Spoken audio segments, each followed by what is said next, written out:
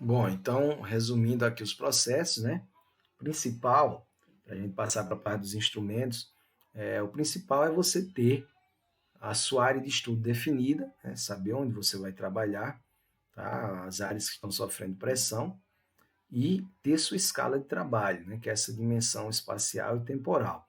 E que também, dentro do conteúdo, né? Do entendimento da cartografia ambiental, por exemplo, é você definir cartograficamente também sua área de trabalho, né? Onde você vai atuar, onde você vai agir, e ter também os documentos cartográficos necessários para ajudar no seu planejamento.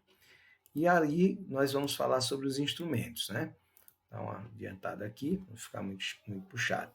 Então, os planos de bacias hidrográficas são essenciais para, né, o bom planejamento do espaço urbano. Eu ter em mãos, né, um conhecimento sobre a hidrografia da região, vocês têm disciplinas voltadas, né, para os recursos hídricos, a gestão dos recursos hídricos também, gestão de bacias.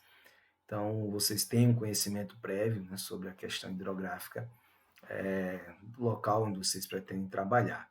Então, esse documento, ele geralmente está associado aí aos planos de zoneamento, né?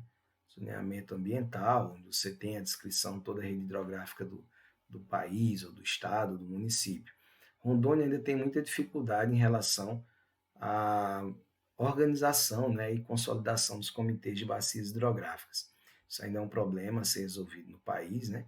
Desde que a Lei 9433 foi criada, né, em 94, 94, se não me falha a memória. Se estiver errado, vocês me corrijam, 94, 97, fugi um pouco agora. Não se consegue consolidar em Rondônia comitês de bacias. Então, isso é um problema que deve ser sanado. É por isso que eu falo que o curso de vocês ele tem muita demanda, principalmente aqui na região norte. E uma das grandes demandas, né, reprimidas é a falta de gestores ambientais aptos a trabalhar com comitês de bacias e gerar, né, esses planos para a gestão de bacia hidrográfica. Então, além de ter, né, essa utilidade do conhecimento, ele serve também para estabelecer diretrizes, né, principalmente para o uso dos recursos hídricos locais. Né? Então, é muito comum a gente ver aí em Colorado, nos corpos d'água que cortam a cidade, dejetos, né, oriundos da rede de esgoto, sem tratamento, águas residuárias aí vindo de oficinas mecânicas, lava-jatos, e por aí vai. Né? Então, o principal instrumento, além, né, considero principal até mais do que o plano de bacias, é o plano diretor, né, que é aquele que a gente já falou algumas vezes em sala, sempre recorrente na nossa aula, que é o grande norteador do planejamento urbano, que por si só, né, a gente faz um instrumento que define aí, através de fatores socioeconômicos, é importante sempre lembrar isso, não descaracterizar os fatores socioeconômicos, e condicionantes do meio, né, os princípios e as diretrizes que vão orientar o desenvolvimento urbano. Então, o plano diretor é o principal instrumento na gestão.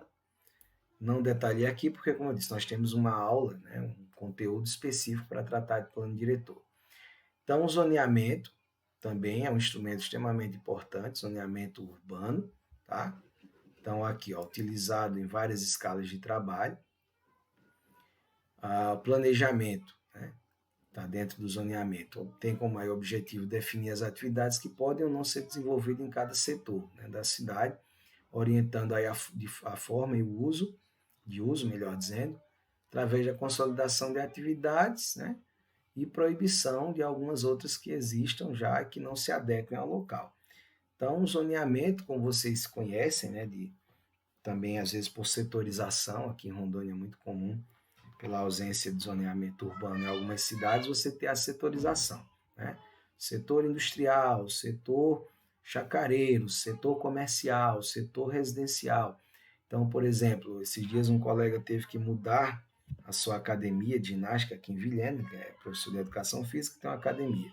Porque no bairro onde a academia dele estava situada, não era permitido para aquele tipo de negócio. Né? Então, é como, por exemplo, você ter uma indústria de móveis em meio a uma área residencial. O barulho, por exemplo, vai destoar, né, do que é planejado para uma área residencial. Então, tem que haver essa readequação e proibição de determinadas atividades de acordo com o zoneamento. Aí, opa, passou direto.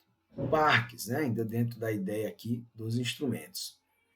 Então, instrumento que permite orientar a forma e o uso da área, né? Definindo as atividades e manejo permitido em cada setor. Quando a gente pensa em parque, né, geralmente a gente pensa em parques ecológicos, né, áreas verdes, com brinquedos para criança, academia do idoso. Mas no caso do instrumento de planejamento urbano, o parque não é, né, como uma praça. Pensem, por exemplo, num parque industrial, né?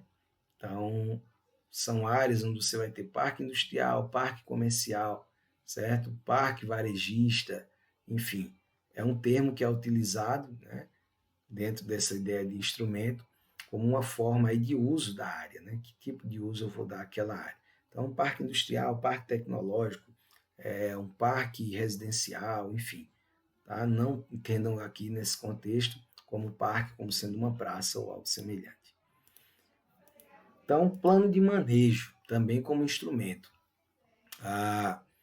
Derivado do planejamento ambiental, instrumento dinâmico, né? Ou seja, ele não é uma coisa feita para a vida inteira, que apresenta as diretrizes básicas, né? Para o manejo de áreas protegidas ou que abriguem recursos ambientais. Então, vocês certamente conhecem manejo florestal, né? Conhecem outros tipos de plano de manejo e também tem um plano de manejo do espaço urbano também, tá? Como ele é um plano dinâmico, né? Uma coisa que não está feita para durar para sempre, o tempo inteiro eu posso adaptá-lo às novas realidades do lugar. Então, Santos, né, 2000, define aqui plano de manejo de duas partes básicas: zoneamento da área, de acordo com as atividades, lembrem de zoneamento urbano, né, como instrumento que vimos há pouco, e o estabelecimento de diretrizes para uso imediato e a longo prazo. Então, planejamento de áreas verdes, né? Se é no meio urbano, esse planejamento de área verde urbana, entende-se por áreas verdes, né, todas aquelas áreas livres de urbanização, né, com escala representativa, pública ou privada, que abrigam ou oferecem condições, né, para abrigar vegetação. Então, a área verde urbana tem muito que detalhar, porque vocês já devem imaginar, né, de forma simples, sem precisar tanto detalhe. Também é vista como parte integrante, né, do sistema de áreas verdes integradas à malha urbana. Isso entendam dentro, né, do espaço urbano. Eu falei há pouco da Mata do Buraquinho, lá em João Pessoa, que embora tenha esse nome engraçado, né, Mata do Buraquinho, ela é uma área verde, né, a maior reserva de Mata Atlântica dentro de área urbana, né, do Brasil, tá, entre as maiores. Está integrada à malha urbana, né, por isso que ela sofre pressões.